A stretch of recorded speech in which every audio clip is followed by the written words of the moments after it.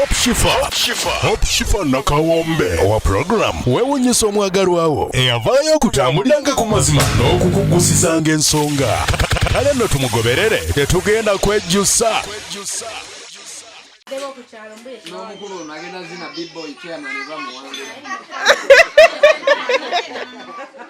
Kati kyonna kyolina tiimu doli esinga teemu chairman emitwalo 18 Weddu ogamba otya mobile money ya Shifa kwetuyita kagirenga yetegeza abe tiimu ey'amaanyi tiimu kyeya wameyo 0702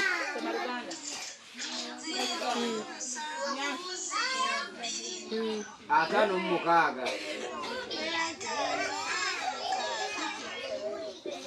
abiri mwenu atano musanvu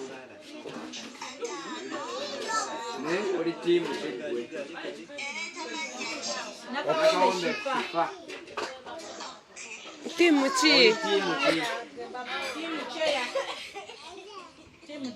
timu cheya mugole timu cheya mugole timu kimukwana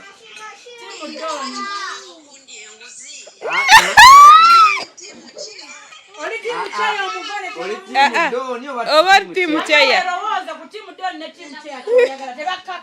kituufu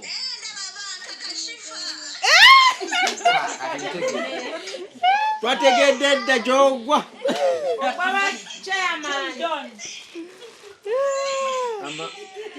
omwana tegedde dda gy'ogwa oli tiimu kyeya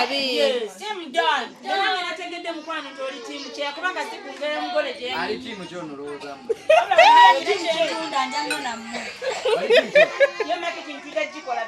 kati wamma British Shifa salawo mukwano era ulire linnya British Shifa Shifa kitegeeza kuwonya amma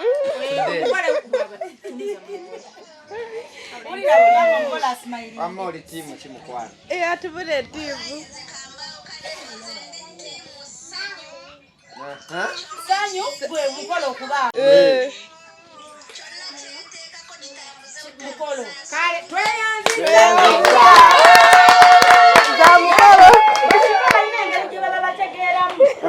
Bashifa bayina engeri gye baba bategeeramu nange njewuunya era Shifa era muli banjawulo mutegeere endala mutegeera naye ntegeera endala bwe kireera ate waliwo nyekirala bw'obadde osuubira ky'anaayogera omwami kajje naye abeeko avuddeko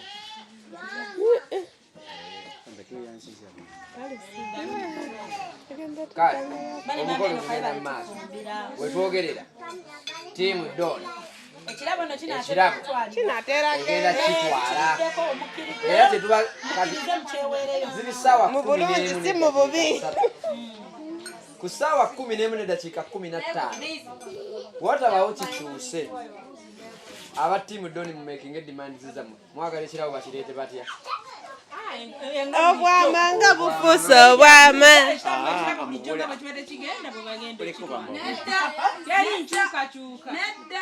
badoni sente wokubegonzaawo yakola edimandi zo eno kana alina stress ankubya akamana gamba anti Shifa kati webongererako endala tuba tugenda kukola twaweddemu walizayo tufuna ettaano twongerako ne tubaleka wala naye wano waliwo abwoli Leira agambye ali tiimu doni uyu nange abwoli akimanyi banza report ne bantuma abwoli waliwo wano gwe bayita Owen 52 agambye ali tiimu Shifa nakimanyi doni ekitwalako abawagizi ba Shifa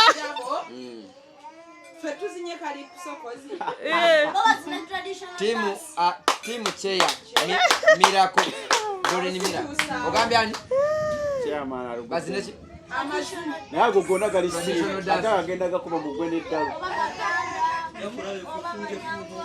bino ebipapala byakutukuka mutukuku tujabazinira kadodi mpazi bakazina basooka mulongo babiri agambye ali tiimu enoka tiimu doni enoka Dream Big yayaze. Dream Big ya team chair. Mama olimba owakali team Don. Dream Big banange onali mu divertinga. Yali team Yeyogerera ekirungi. Ekirungi yeyogerera amanyi wawaagwa.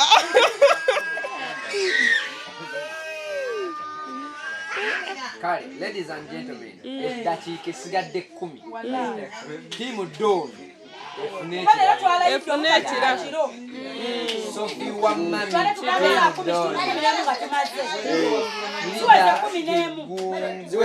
Team Eno. In 20 minutes tuba tugaddewo meeting. In the next 10. Wamutegeera mu 10 minutes.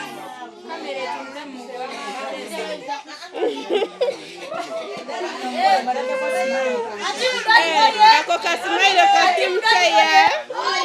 Team Don nga temuyina maanyi. Muyite Team Cheya mudabe. Oye! Naye mulinamu Tebalina.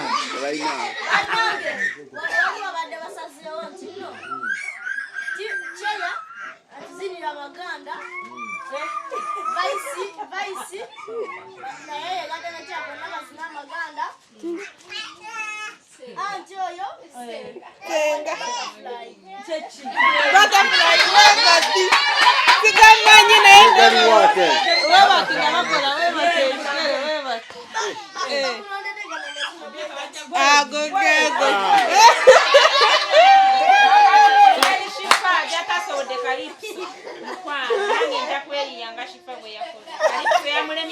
Mukwano nga nazinye. Wazinye ekiro nna n'ebitooke ne bimenyeka. Nebikwata n'enkuba mu ngalo.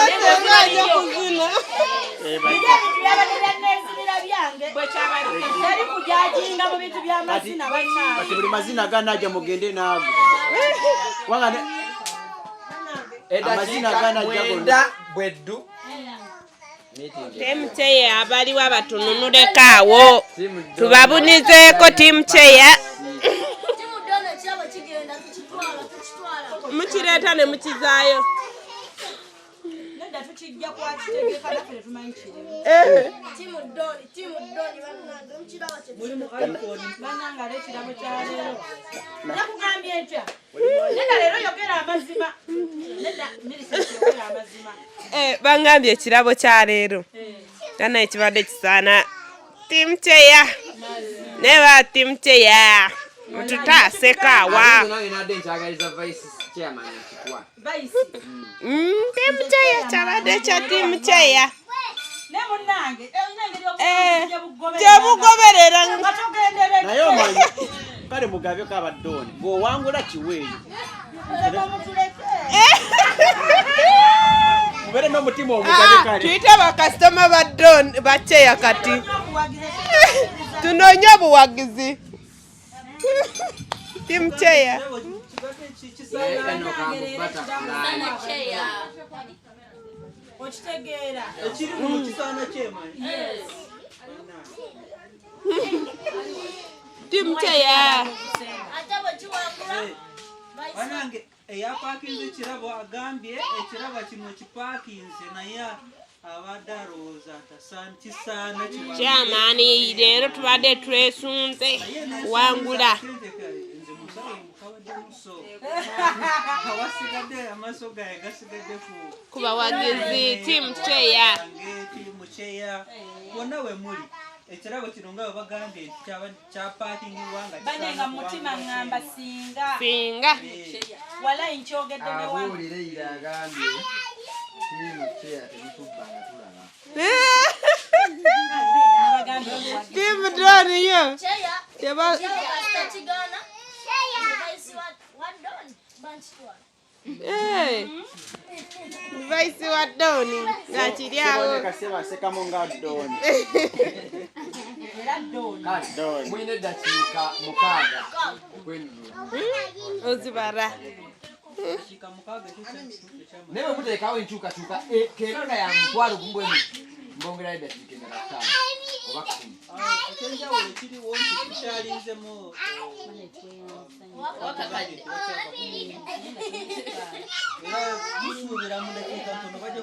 Miss Nancy agambye Cheya.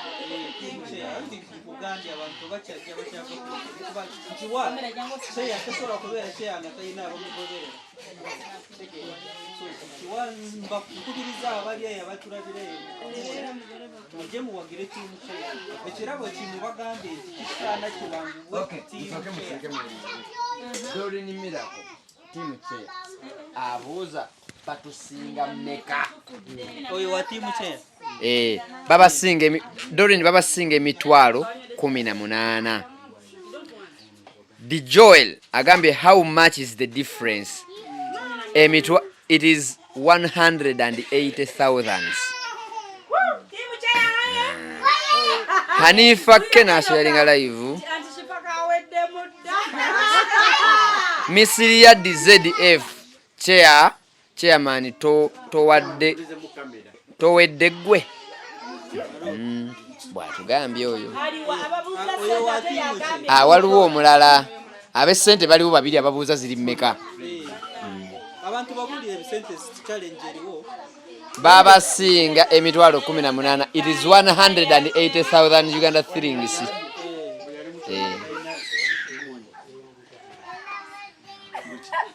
Mukulu.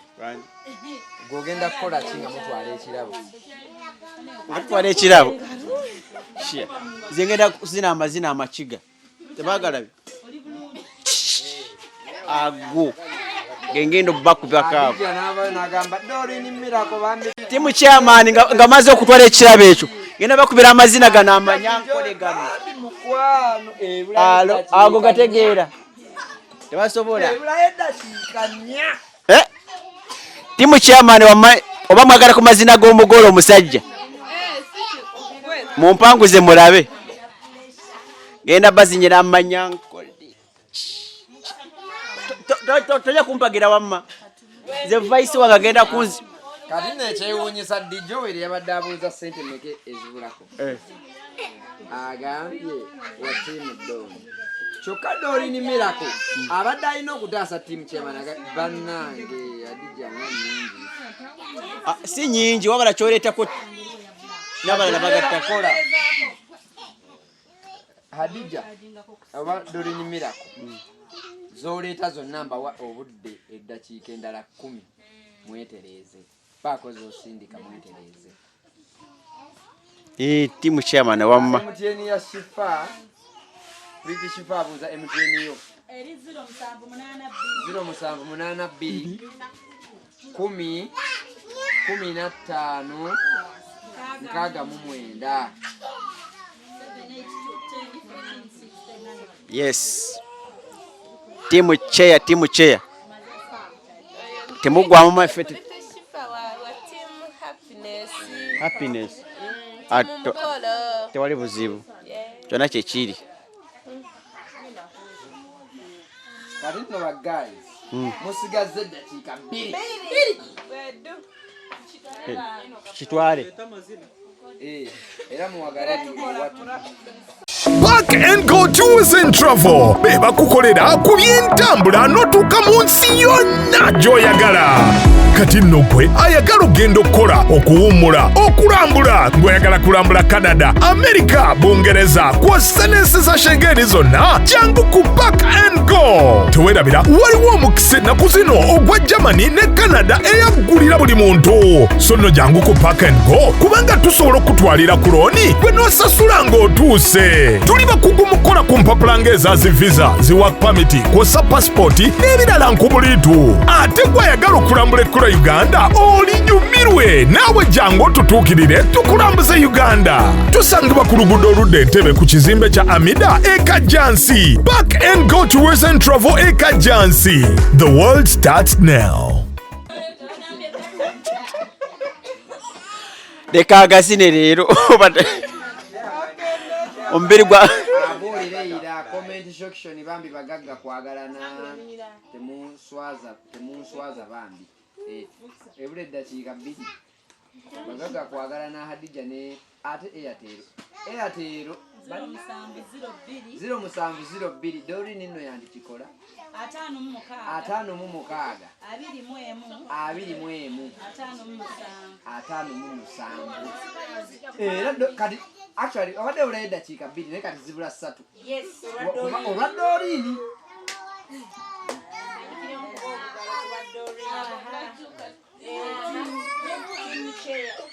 bateekawo enjawulo basobongera eddakiika 10 nga bene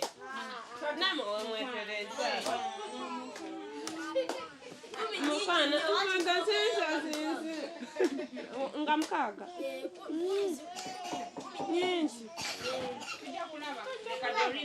amateeka agafuga omuzannyo guno nzagayina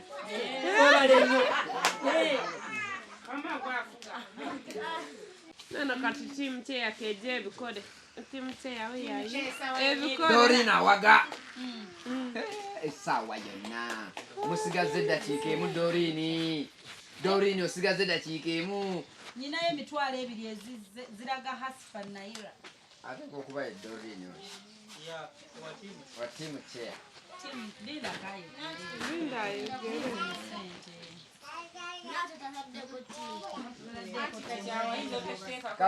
kati Doreen oba British fa bemadde ensuubiro sindika ssente asindise ssente aveeyo kati eddakiika musigazeemu bweti naye ekyo nakyo tukyongeddemu eddakiika emu tulaye nga tukikola Doreen wa Don ono abuulire ye yakigambye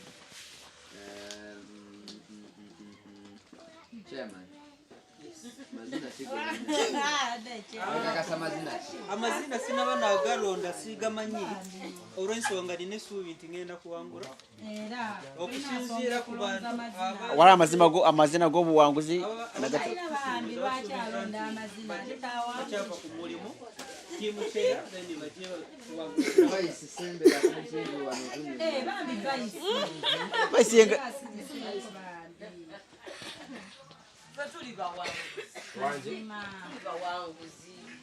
babasinga emitwalo 18 ezo sente ffe sente naye kati ffe nga bakyeye ezaffe zibeera awo ku mmeeza everyday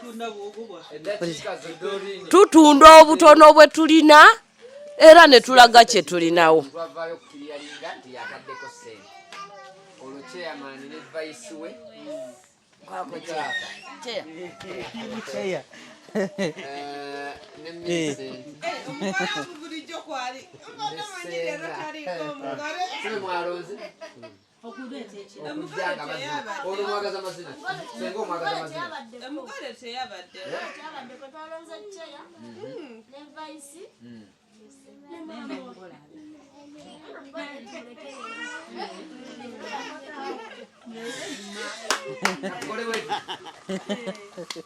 senga mwagala zina mazina ki tozibwaga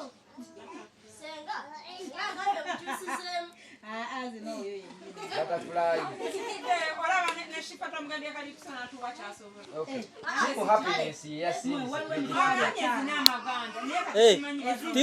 tiimu batuwadde sente sebo yasindise emitwalo 2 era yona agambye 1 kukusitwabuliza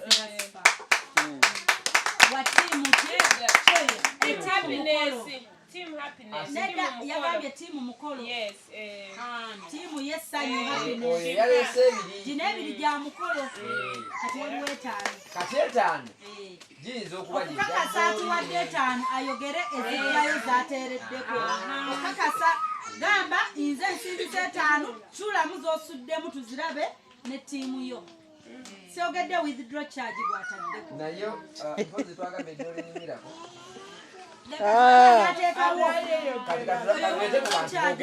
kale n'abali online buli omu tumuwa eddakiika emu emu kuba nina abantu 6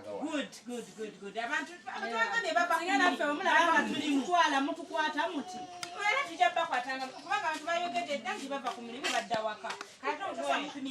ono gwendeese talabise I don't know why.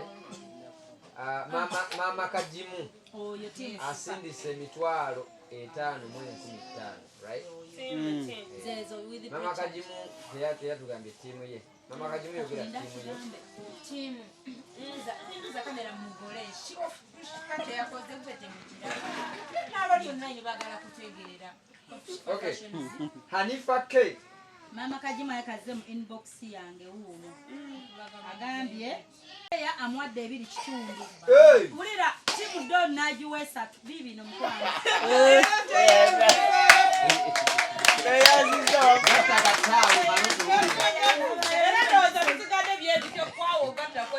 agambye ye nataka kagambo nampa wengwa ne mkwano noteozaako tumaze olaba wongwa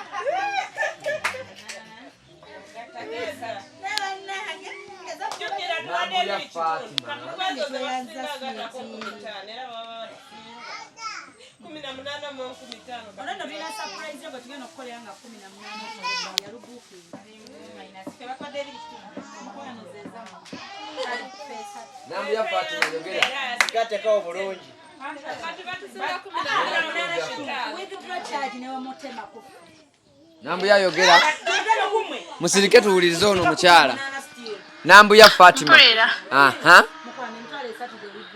musirike shifa musirike ngenda no bagoba mu meeting nambu ya online chances ya mu kwogera team chair n'abagole bali wano badaga team doni baba no beyagala ogwawa mukwano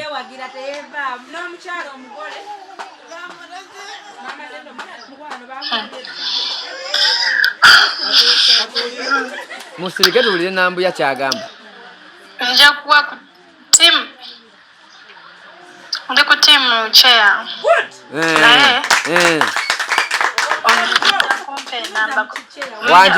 sina wenjiwandiika kuba nina byendiiko sina wenjiwandiika sina wempandiika mujja jimpa kati we bagiwandiika wano aba team chair we bagiwandiika wano mu comment section osobola okikola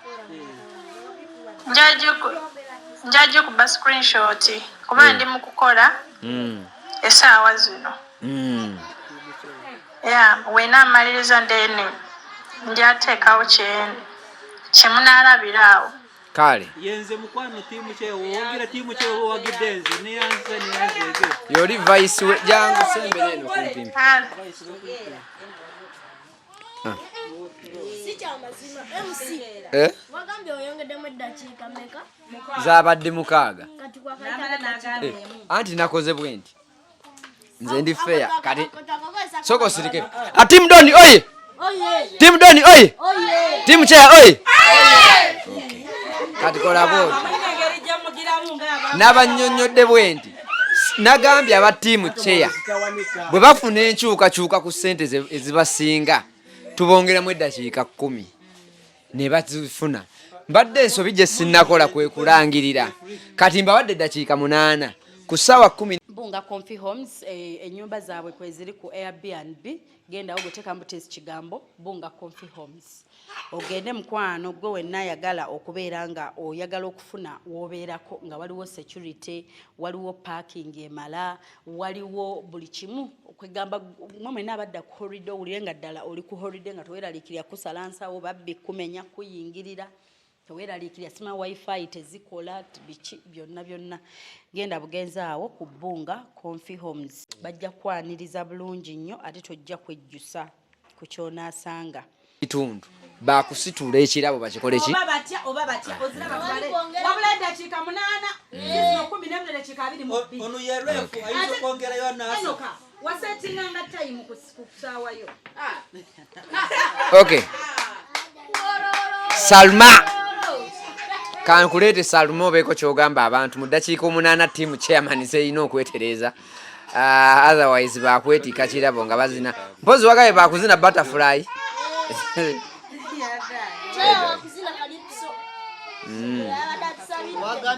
Salma netwakayo eganyi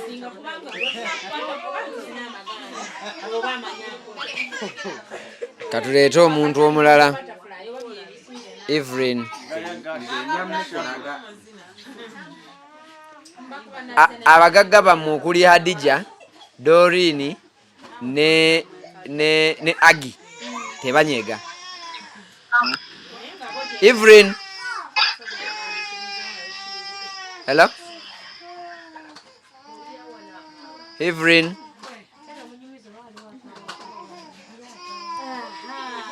Jessica gwe bazaala mu 94 okomyewo. Ebulayo eddakiika 7. Jessica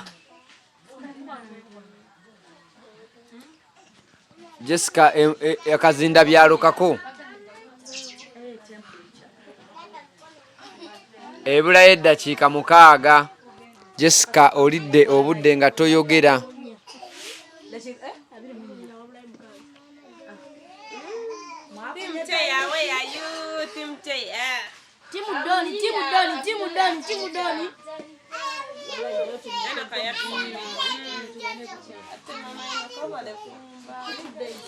Black Queen. Mulengera abawanguzi. Mukyali tukanywa tuli. Hello?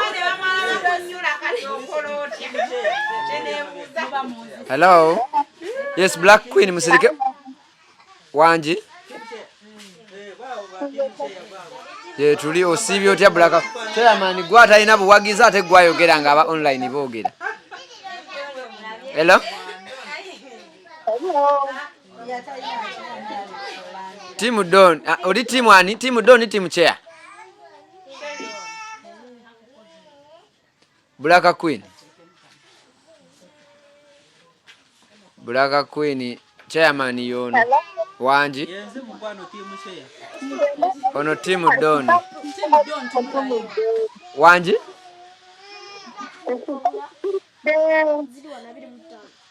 Network ayo sinungi.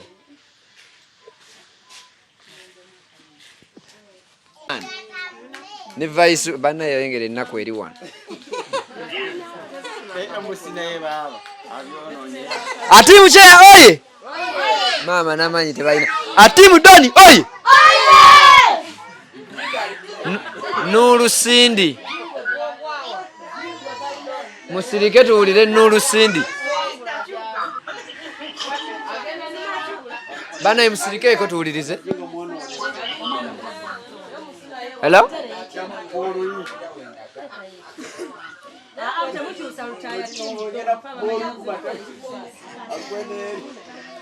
Naye abantu Rahma Musa obwedde ono Wanji Rahma Musa baako kyoyogera network sound bali eri benyigira zi smartphone zaabwe abala tuli wano kachayi mukakopo ka plastic ngo otegera tuba bakaka mbwe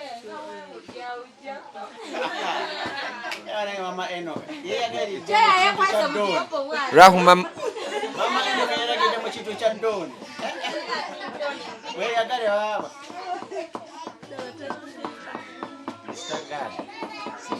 chairman mwamu kwesi katebana tatani kachira singa mwawana oli kuyiya kubabu kali akantu kaganye bagambe nnyo tebawulira abajjukize ebule dakiika 3 chairman senga w'abaana Vice walowooza ku kuzina butterfly obagerako obujjoli bakulondedde amazina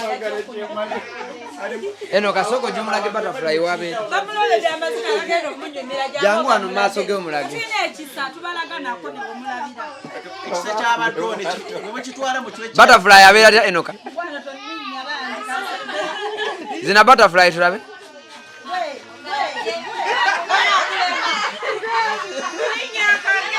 ate mangu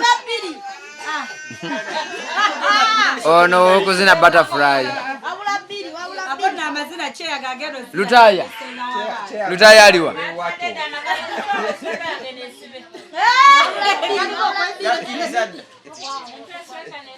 omugole bamugambye azine makiga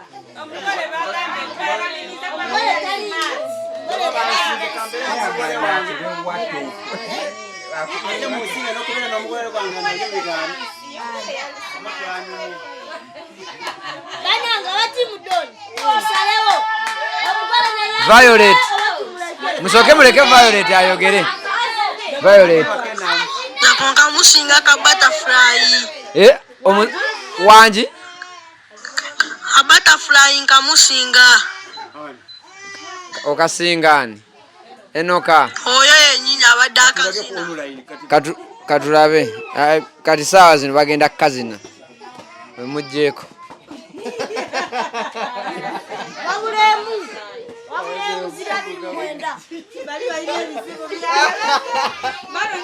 Atimu Doni oye! Atimu Doni oye! Atimu Chairman.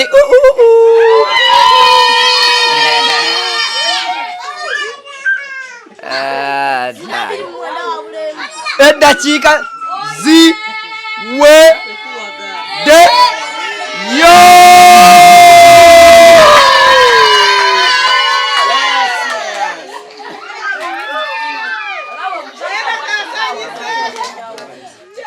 Kale.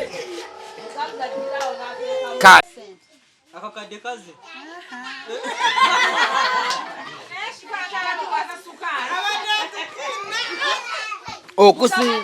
Okusinziira ku ssemateeka eyampeebwa meeting eno era afuga omuzannyo guno, amateeka gaagano. Tiimu Doni muyimirire.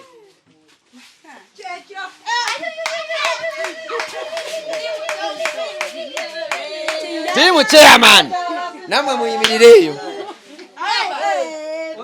Tiimu Chairman jangu senga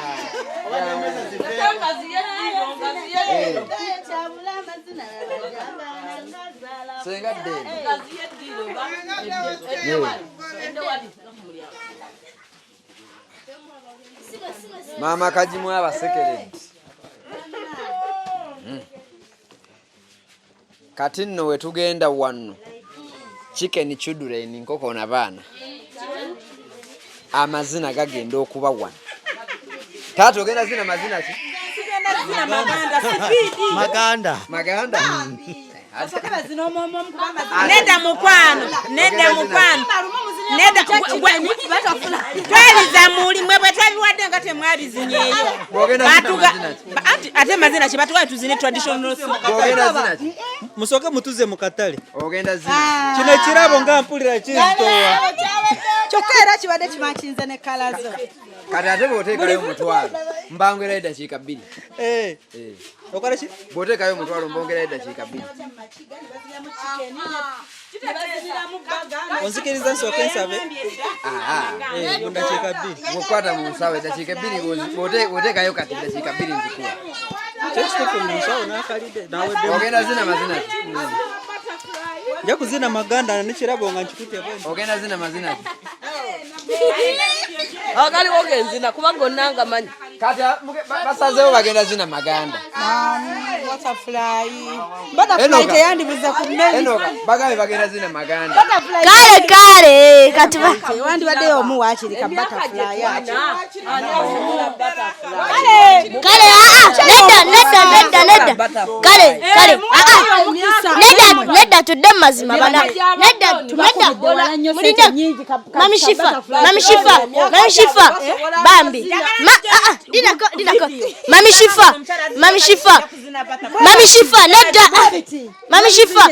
shifa nedda bana abantu bakulaga amazina tebasobola gazina kabazina amazina ge bakola ki nedda kale tuyite lutaya abayambeko nedda nabo bazine kalipso Wanji bazine kalipso bazine kalipso ati ye tata kyokula mbagambye omwomu tata yazina amaganda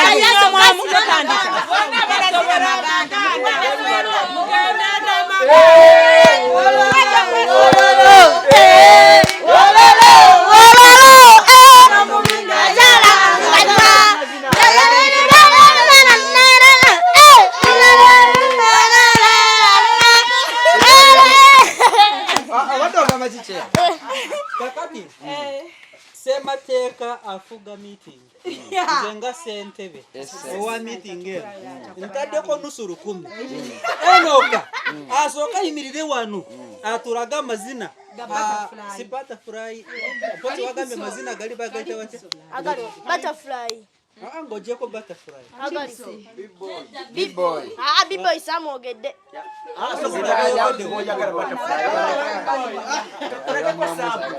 Enagambye butterfly.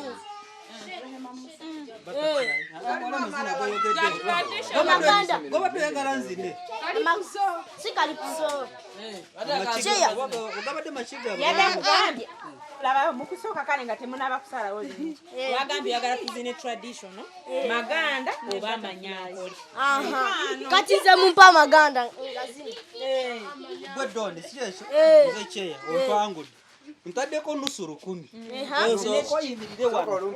Lindako. Osooka yimirire wano. Otuzinirewo amazina awo gonna goyagala tuzine. Then naffe tujja kugagoberera. Yada ngagula ku myezi 2 ozinago timujonje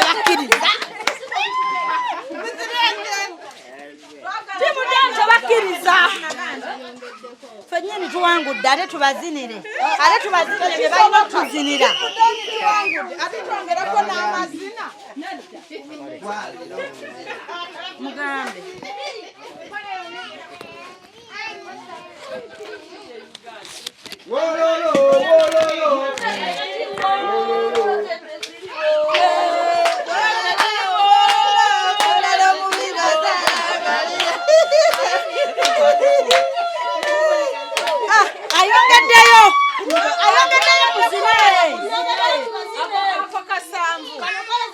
musanyusa abagagga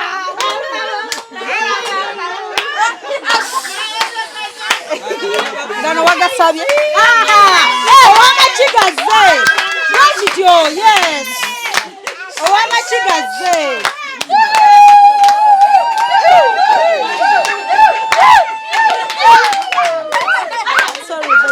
owamakiga amaze tuzamu owamaganda akotigahwa Sanga yumba Ayero wololo wololo wololo wololo wololo wololo mubinda sanga limanga yaniriza nalagati Mwenga rucharo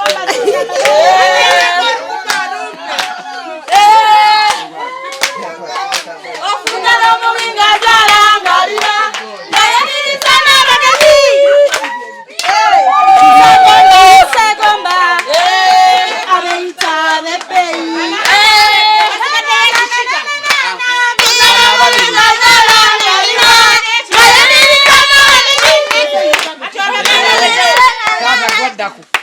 Mama. Yakusubiza.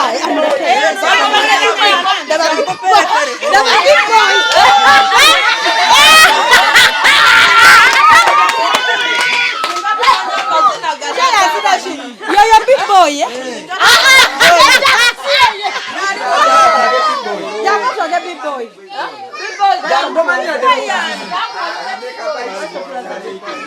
Kale zina ka bicycle kale. Kakano kamulage. Kamulage ka bicycle. Masogo mulaga ka bicycle. Mulage. Afrika bicycle. Adako. Takukwambia kwa wangu la mugela kwa debiko.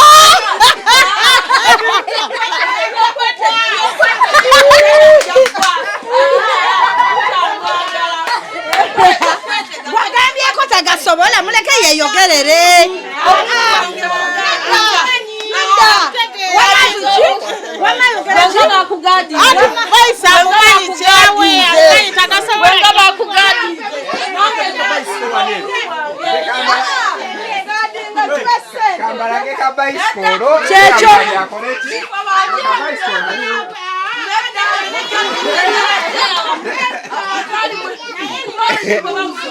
Mwachasi yeyogerere.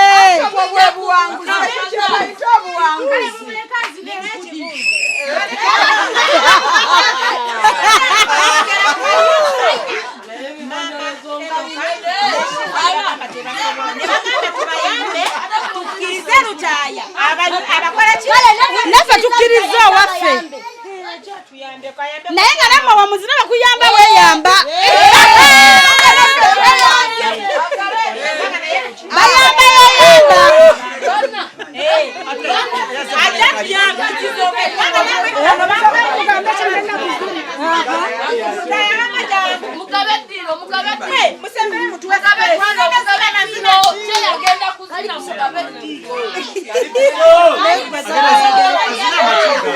Aliwa Alex.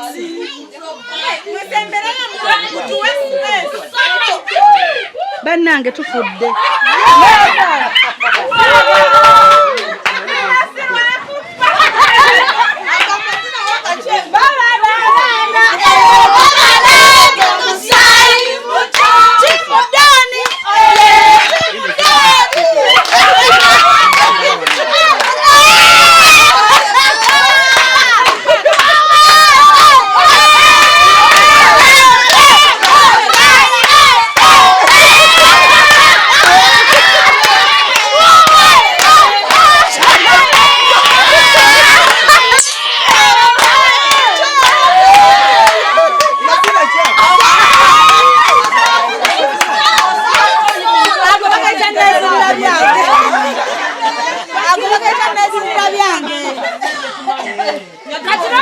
New African Canadian Foundation balese omusomo mukwano bwe batyo balese omusomo ogugendo tuyigiriza kubatya engeri gye tuyinza olabirira abakadde gye tuyinza olabirira abalwadde abakawuka ka mukenenya balese omusomo guno gendo kuyigiriza ebintu bingi nnyo mukwano era nga omusomo ogwo gubeerawo buli December ne June era nga ogwa December bo baamala dda twabafuna dda like we are closed for December naye nga abandyagadde okubeera naffe e Canada mu June ennaku z'omwezi nga 28 mpaka nga 3 tulina otandika kati that is 2025 mbagambye June 28th up to 30th 2025 abagenda okubeera naffe mukwano mukube ku namba mukubire omukyala Kathy Kabiite abeere nga ate ayongera obbategeeza details tugenda kubeera Toronto Canada Banquet Hall 237 Sackville we tugenda okubeera era nga mukwano nyongera okujjukiza nti New Afro Canadian Foundation bokka be bakikwasaganya mukwano osobole okubanga ogende Canada weegatta ku musomo guno ogugenda okubaawo date zibagambye registration fee byonna ogenda kuba obitegeera nkusaba okube ku namba ya Kathy Kabiite abeere nga ate akunnyonnyola details ezisingakaawo mujja kumbuuza eri ku WhatsApp yes enamba eri ku WhatsApp mukwano bakubire ku +1647 271 6223 njiddamu ayagala ogende Canada okubeera nga yegatta ku musomo ogwo nkugambye kuba ku +1647 271 6223 obeere nga ate obeegattako olabe we kitambula mukwano era nga nyongera okujjukiza abategese be ba New African Canadian Foundation details enamba y'essimu njikuwadde oba weetegereze screen ojjeko bulungi enamba alondamu koyizeemu alondamu kamukayizeemu omugole naye asangazinemu nagambye n'omulemesa ate amanya amakiga omugole zebayambako nga omugole zeyamba ku timu cheya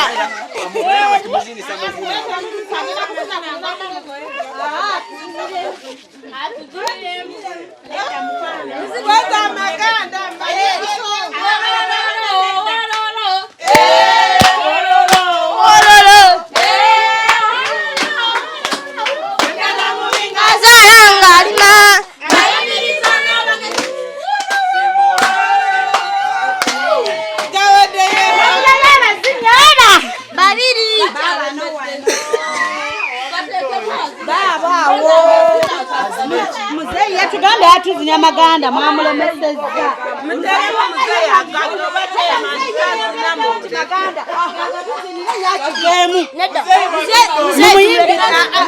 azinagayagala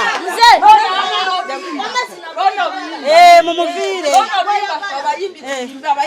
mutandike yagambye maganda sikyo abayimbi bazze atabadde manyi tutujja gendera wamu ffenna. Amuzeeyi muteereddeyo 10 tazina.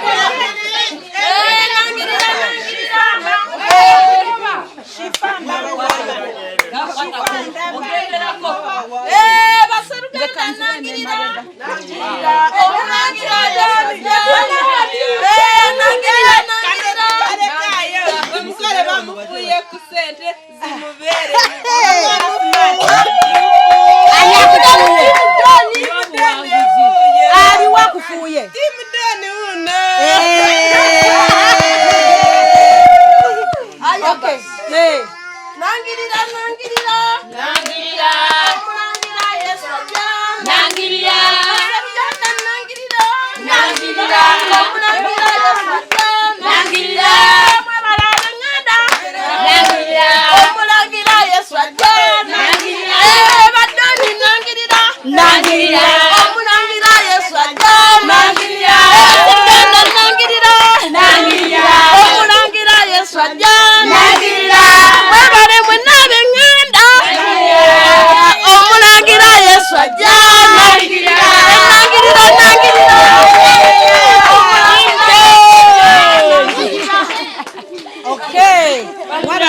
bakwatemu.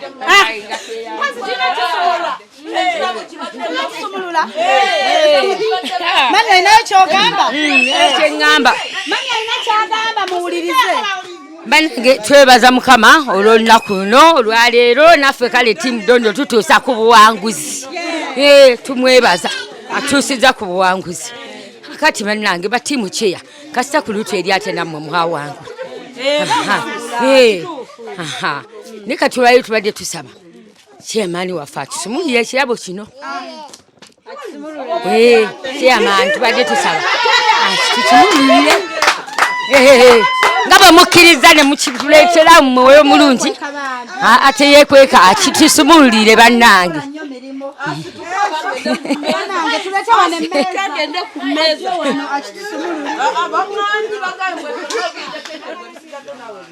Teekawo eri emmeza entono. Teekawo emmeza entono. Teekawo entono eyo neeyanguwa.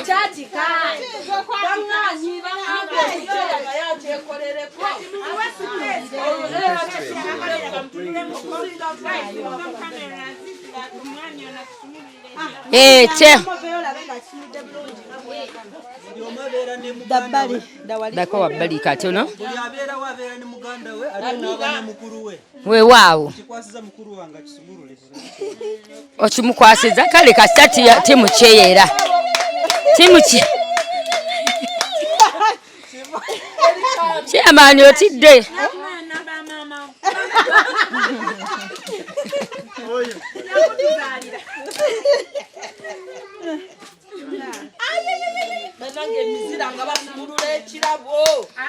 Weewaawo.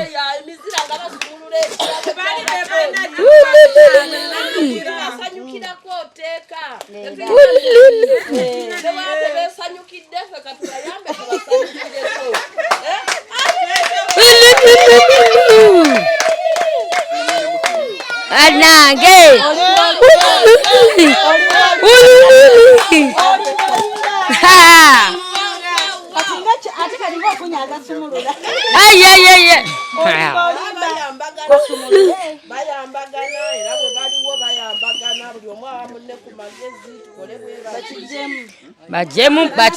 Bakijemu tukakase ekirabo kyaffe ekituweereddwa bannange nga ttiimu Dondi. Mukigiremu ddala. Bannange. Bannange nga tweyanzege bannange twebaza Mukama. Banaye mulabe ekirabo kye tufunye nga ttiimu Dondi. Twebaza Mukama olw'olunaku luno. Niye naffe tetuli bantu babi, tuli bantu balungi. Tusazeewo ekirabo kino tukiwe Kyeya.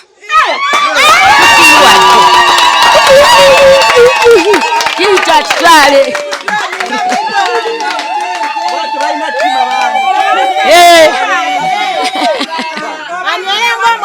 Weewaawo bannange.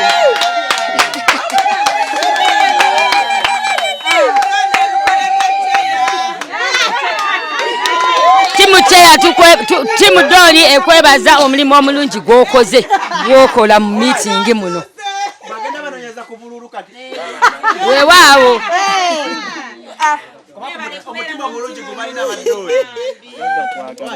Muona akanywerangamu akajuisi ojukiranga basajja mbasajja ate bakazi mu bakyala abakyala emmekete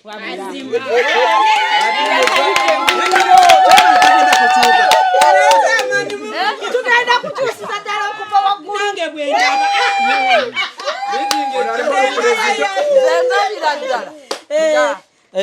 okusookera ddala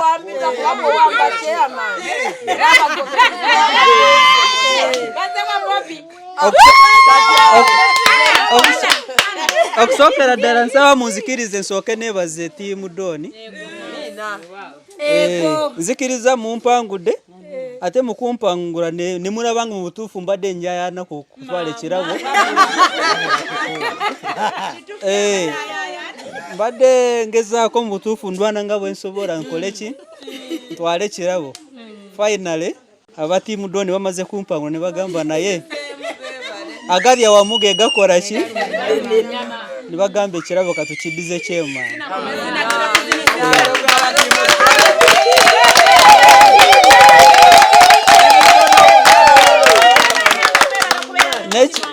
nekirala babadde namwe ababadde online nga muli tiimu Doni nsaba results zivuddemu tukiriziganye zonna tugende n'ekyo kivuddemu ate bwe mubanga muwagidde nti mutuufu ekirabo tukiwe kyemaano okusinziira nga mumadde embeera baddewo mwebalire ddala ate nammwe mwabali ku online nga muli tiimu Cheya batuwangudde naye bamaze ne batukwatibwa ekisa ne batu oluddeko tuddayo mu lutalo kyemulowooza mbuno tuli bannammwe olutalo tuluddamu sande jja okitegedde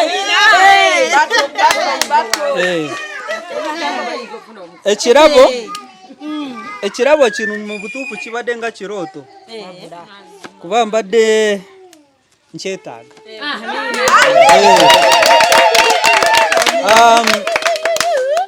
mbadde nina akayumba kange Mukama ke yampa tunayingira naye nagamba sigenda kuyingira muna bikadde naye ate ndaba ebipya bitandise kuyingirawo biva mu bakadama bijja n'ebirala bijja ababadde tiimu Cheya mwe musooke mwekubire kwengalo omugezezaako ate tiimu Cheya muddemu mukube engalo ez'amaanyi muzikubire tiimu Doni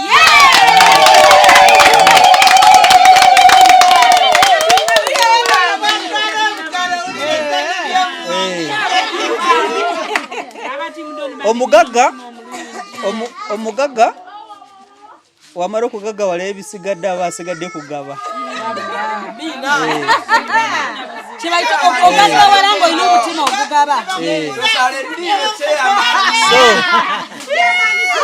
naye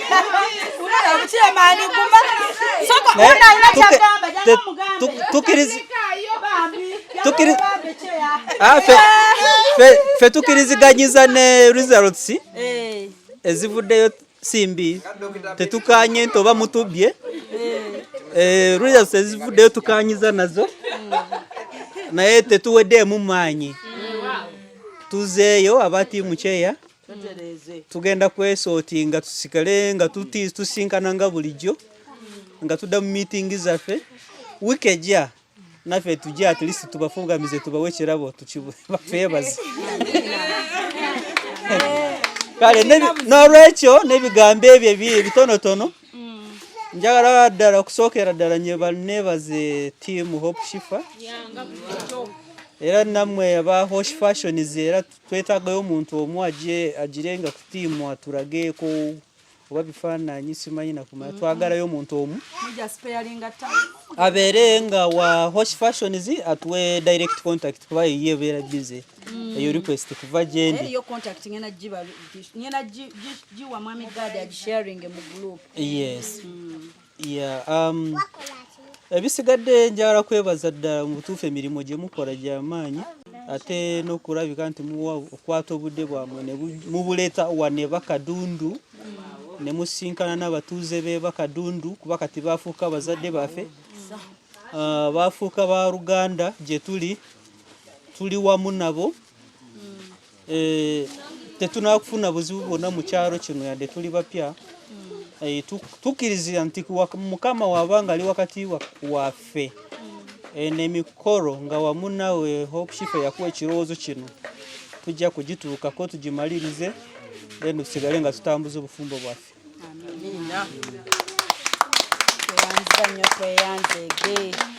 bannange abatuuze tweyanzizza mwebale kubaawo butuufu okubanga tutambudde mpaka eno wiiki ya 8 bannange si kyangu abantu abamu baba n'akatijjo mu kusooka kyenmanyi ku bannayuganda tutijja naye bwe tutuuka mu kkubo ne tuwanika Cheya abadde akisaana gwana n'ekisinga wano by the way ate si yekka commitment ye abeerawo physically financially and yenna ajja y'omu ku bantu abajja bonna n'olaba ng'ekintu yakiyingira nga mumusobola omuliraayingako nti oyo ye waffe wali obeddeko mu nsingo ga nti ono ye wange kati ye waffe kuba nange nandirabise fane olunaku lwe nasooka osisinkana famire eno ne ŋŋaaba nange muyimuke bagwana omukolo nandize ne mbiyimiriranga mu nzekka byandibadde biti kitegeeza omu babiri kikola ate ekisinga teri yeemalirira mu nsi buli muntu yeetaaga abantu however much tukera nitugamba nti abantu babi twabakoowa but at the end of that day tulina kyosobola kukola nga tewali bantu twetaaga abantu tubeebaza mwenna abalekayo mbadde nno n'emikolo wali naye era mumaze ne mujja n'abalala badde balina obuvunaanyizibwa baliko naye muzze mwebale nnyo mwebalire ddala abatusupportinga online omulamwa gwe tuliko gwe guno ku spreadinga love kuzaamu ssuubi nakwagaliza kyekino kye tuliko nammwe abayimiridde nange ne mumpa amaanyi tweyanziza nnyo tweyanzeege mwebale nnyo ate nga mbasaba tukiguse kino ale tulabe ekirala ekiddako muyimirire naffe tukitwale gye tukitwala katonda ye gye yasalawo nze nabagamba nange waliwo wenjogera ebintu neŋŋamba naye bannange neepampalika naye munnange ŋŋenda olulaba era bwe mba neetadde ku kintu sitereera nga tekikolaki tekigguse neŋŋamba mukama kino gwakireese n'okimpaamu eddoboozi era gwamanyi gy'okitwala so tweyanziza katonda atuwadde n'obulamu okutambula buli omu gy'avudde n'atuuka bannaffe abagenda ate ne bafunamu obukosefu ne balwala nsaba nabo mukama ayimirire nabo abayambe abawonye abagabirire bale nnyo mwenna sijja kukoma beebaza maama eno kankwebaza omutima omulungi nkisaba katonda buli lukya nti however much ondeetera kino ekintu ky'okuyamba omulala nendeetera abantu abalungi kwa tuyambiddemu abantu abatali balungi mbalabyeko ne batukosa oli n'atuula okwogerako ekintu ng'olabira ddala yali kwegamba oyimiridde naye ne lwakubaffe abaatukuza baatugamba gwe bw'oba wakikola toddamu kyogerako move on gwe omuntu muleke don't bring it back naye mambi omukyalo yalina omutima omulungi atusinkanye namumakubo ffe sigamba nti tumuyise naye oliwa tugende because ffe tubeerawo mu mbeera yaffe luli ez'emmere bwe zaabula twanywa ekiwugi kyaffe ne tumalako leero bwe tulya koloni era tulirya ne tumalako lwe tunywedde kyayi omukalu luli mwanywa kyayi omukalu n'emigati ne tutuula ne tumalako so ffe tubeerawo mu mbeera yaffe however much twagala obuyambi ekizze tukyaniriza ebisigadde ne tutambula omukyala yankubidde ndi mugabula simawe bona atusanga tuli mu makubo tuti nzire eno nanga gwe ngamba wonna nnenye boda bambi alinye boda ne mutabani we ne jajja tamanyiyo nendagiriro wa boda nangamba nze shifa mpa essaawa zonna z'oyagala okuva ku makya abadde alina omulimo gw'okutimba ku kyaki ngera bw'olabye atimbye wali alinawo ka side job ke agira kasooli n'akola decoration kati akedde ku makya ssaawa ng'emu bbiri mu kyaki n'atimba n'adduka n'addayo mutabani we ng'ali kufumba kasooli oyo gwe tulidde ate n'atufumbira piraawo ffe tuzze mu motoka tulidde tubadde mu makubo nga tuli mu zi trips for 2 days tetulyako na mmere y'awaka omukyalo oyo tuzze ng'atukozeeko so kati sigamba nti ayina naye yejjako kati ebintu by'otunulya n'ogamba kati omuntu ono mukama katonda so mwebale nnyo mwenna mbasiima tweyanzizza badde nsaba tukwate ssente nga bwe twekomitinze sente ze bampadde ku Airtel ne ku MTN mbadde nsaba nze tuzibalemu wano briefly nkwate ssente ezo either nzisa ku simu yo oba ku yiye tusooke tuzisindikeko mu kyalo ezo zo tukyejjeko tutandika depositinga ssente zigenda oyambako ewaka kuba tunulamu nti kale tugenda but nabo balina bye beetaaga obuntuntu okutoke kati forwaffe omukolo gwaffe olabika obulungi nabo obutabafuula uncomfortable so tugenda balamu cash gwe tuyina mbaleze nfunye ku Airtel ne ku MTN nze njiye zonna bwe zigenda ku simu emu mwe muzibaweerezenga mmwe nga zivudde ku simu yammwe ebisigadde byonna nyongero bajjukiza abatulaba Hope Shifa oyita ku 0782 10 15 69 0702 56 21 57 enamba ezo zireeta nakawombe Shifa omuntu yenna yandiyagadde oyimirira naffe you're welcome tukwaniriza so mwebale nnyo bambi mwebalire ddala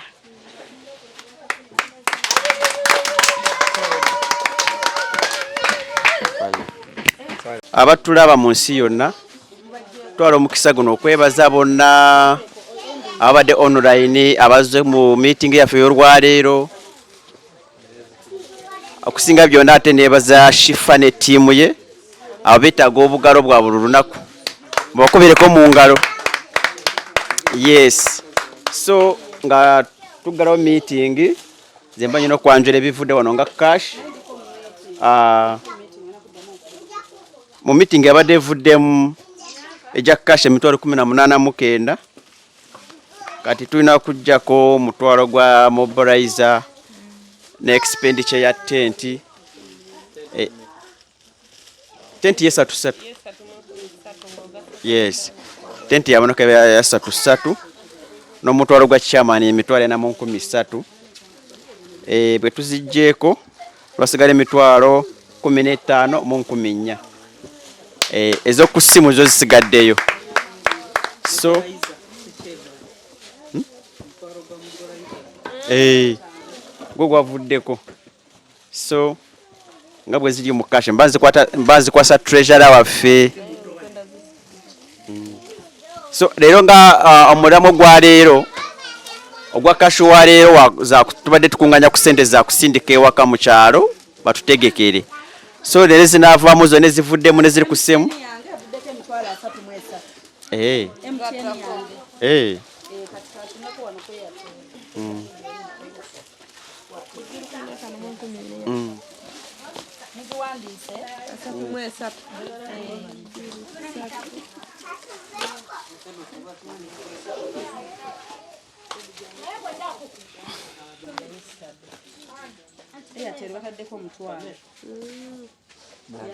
Wamuze emitwalo 34 zenfunye ku mobile money. Kati wo tugatakeza wano 49 mu 14. Eyo mwina na mwenda zonna wamu neza munga tuzigaseko zibeera na mwenda mu 14 aneno mukashi zabadde 15 mu 14 nga tumaze kujja ku extend. Kati nze madde nteesa bwente kati zivuddeko 49 mu 14. Mujjeko eza tent ne mujjako airtime wa mobilizer. Kale kati nze twale cash ono then ku simu yammwe kati nsindike naye kati tukibale roughly ngenda bawe emitwalo 5 waviirayo ku mitwalo 5 waviirayo nga 15 kankole 5 mugumu kankole emitwalo 5 mugumu kati gwe naawe oforwardinge kati simanyi batereko yatero MTN ekwanguyira ye kubanga ezaffe tewali ngamba simanyi mwena mwebanguyira okusindika eri waka bajja kufuna mobile money ya Airtel atujja kusinga ku Airtel kusinga ku yiyo nze kati mpe yiyo anti mane nyankikole kati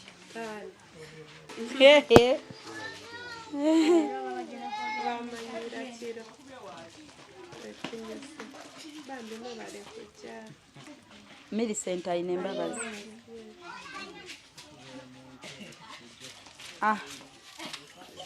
Cheya chiwedde ekyo. Funye none namba ya mama eno kalaiki waba maliriza nga mujja kulona mama. Tujamufuna tukyali wamu. So kati kyekyo cheya tukimaliriza ekyo. Tukimaliriza. Kale mweraba. Tusindize emitwalo 5. Tusindiseyo lumu nsindisa 5 mugumu.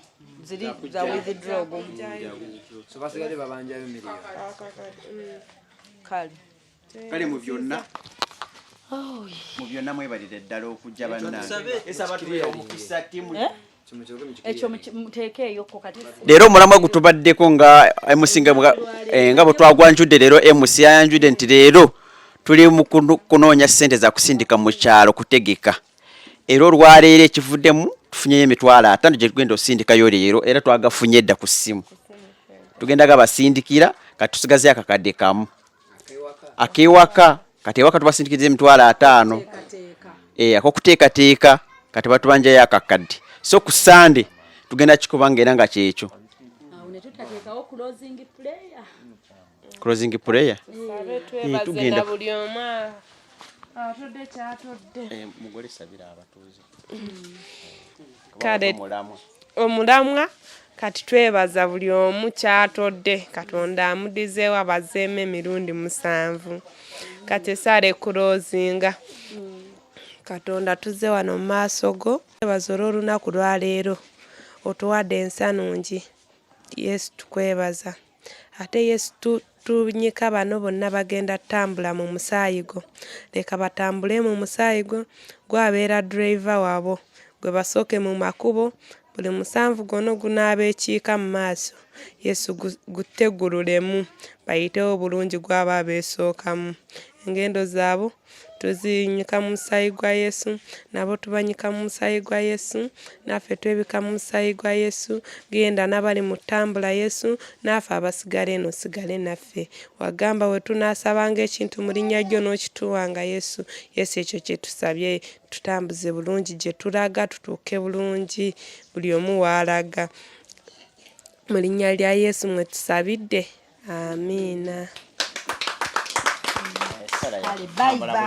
Bye bye. Checho.